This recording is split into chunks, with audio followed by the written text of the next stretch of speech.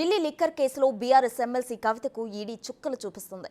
Custody విచారణలో భాగంగా ప్రశ్నల వర్షం కురిపిస్తుంది. ఇప్పటికే 4 రోజుల పాటు విచారించిన ఈడీ నేడు కూడా విచారణ చేయనుంది. 4 రోజుల కస్టడీ విచారణలో కవితపై ఈడీ పలు ప్రశ్నలు సంధించింది. కేసుతో సంబంధం ఉన్న వ్యక్తులను ఆమె ఎదురుగా ఉంచి విచారణ చేస్తుంది. ఇందులో భాగంగా నిన్న ఈడీ విచారణకు రాజేష్, రోహిత్ రావు హాజరయ్యారు. కవితపై వస్తున్న ఆరోపణలకు సంబంధించిన ప్రశ్నలతో పాటు వారు కవిత దగ్గర ఎప్పటి నుంచి పనిచేస్తున్నారనే విషయాలపై దర్యాప్తు సంస్థ ఆరా తీసింది. ఇక ఇప్పటికే రాజేష్, రోహిత్ రావు ఫోన్లలో కవిత అరెస్ట్ సమయంలో ఈడీ సీజ్ చేసింది. తాజాగా వారు ఇప్పుడు వాడుతున్న ఫోన్ల విచారణ తీసుకురావాలని ఆదేశించింది. అటు తన అరెస్ట్ అక్రమమని సుప్రీంలో పిటిషన్ వేశారు కవిత. ఈడీని ప్రతివాదిగా చేరుస్తూ దాఖలు చేసిన పిటిషన్ ఈ రోజు విచారణకు రానుంది. Justice Sanjiv Khanna, justice MM Sundaresh, justice Bela M త్రివేద్తో కూడిన త్రిసభ్య ధర్మాసనం పిటిషన్పై విచారించనుంది. మరోవైపు ఢిల్లీ సీఎం అరవింద్ కేజ్రీవాల్ కూడా ఈడీ వెంటాడుతోంది. వరుసగా 9 సార్లు ఆయనకు పలు కేసులలో నోటీసులు జారీ చేసింది. ఈ నెల 18నే Delhi Jal board money laundering కేసులో విచారణకు హాజరు కావాల్సి ఉండగా ఇక కేజ్రీవాల్ డుమ్మా కొట్టారు. మరోవైపు ఈడీ ఎదుట ఆయన ఇవాళ మద్యం పాలసీ కేసులో విచారణకు హాజరు కావాల్సి ఉంది. అయితే కోర్టు బెయిల్ మంజూరు చేసినప్పటికీ ఈడీ మళ్లీ సమన్లు పంపడంపై ఆమ్ ఆద్మీ పార్టీ ఆగ్రహం వ్యక్తం చేస్తోంది. అంతేకాదు ఈడీ సమన్లు సవాల్ చేస్తూ ఢిల్లీ హైకోర్టులో కేజ్రీవాల్ పిటిషన్ దాఖలు చేశారు. ఈ కేసును విచారించిన న్యాయస్థానం 2 వారాల్లోగా సమాధానం ఇవ్వాలని ఈడీని హైకోర్టు ఆదేశించింది. తదుపరి విచారణ ఏప్రిల్ 22కు వాయిదా వేసింది. ఢిల్లీ లిక్కర్ స్కామ్ కేసుకు సంబంధించి కవిత అలాగే ఢిల్లీ సీఎం కేజ్రీవాల్ కు కూడా ఈడీ సమన్లు జారీ చేసినట్లు తెలుస్తుంది. ఇప్పటికే కవిత విషయంలో 4 రోజుల పాటు కస్టడీ ముగిసింది. ఇప్పుడు ఏం జరగబోతుంది అనేది మా ప్రతినిధి శివ లైవ్ లో అందించడానికి సిద్ధంగా ఉన్నారు. చెప్పండి శివ.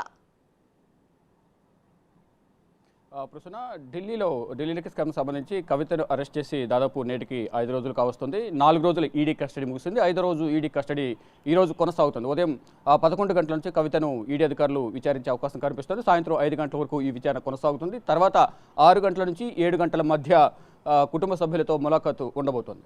అయితే ఈ 4 రోజుల వ్యవధిలో ఏ విషయాలపై ప్రధానంగా చర్చించారనే విషయానికి వస్తే, ఏదైతే గతంలో ఈడీకి సంబంధించిన కస్టడీ రిమాండ్ రిపోర్ట్లో ఏవైతే అభియోగాలు నమోదు చేశారో ఆ అభియోగాలు ప్లస్ గతంలో అప్రూవర్గా మారిన సందర్భంలో నిందితులు ఇచ్చిన వాంగ్మూలం ఆధారంగా కవితను పలు అంశాలపై ప్రధానంగా విచారించినట్లుగా కూడా ప్రశ్నించినట్టుగా కూడా తెలుస్తోంది. మరోవైపు గతంలో హైదరాబాద్లో 15వ తేదీన కవితను అరెస్ట్ చేసే సమయంలో వారి అనుచరులు సిబ్బంది ఎవరైతే ఉన్నారో వ్యక్తిగత సిబ్బంది వారి ఫోన్లను కూడా ఈడీ అధికారులు సీజ్ చేశారు.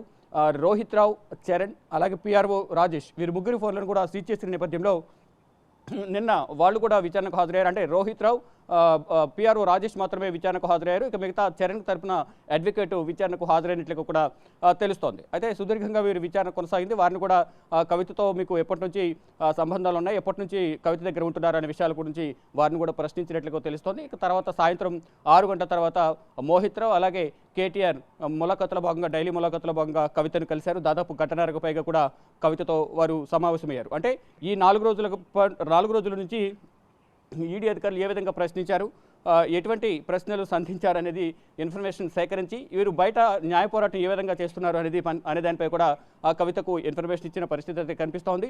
ఇక కవిత పిటిషన్ దాఖలు చేసిన నేపథ్యంలో హైదరాబాద్ ఏదైతే అరెస్ట్ చేశారో అది చట్టవిరుద్ధంగా అరెస్ట్ చేశారంటూ కూడా కవిత పిటిషన్ దాఖలు చేశారు. దానిపై రేపు విచారణ జరగనుంది. త్రిసభ్య ధర్మాసనం కవిత పిటిషన్పై రేపు విచారణ చేయనుంది.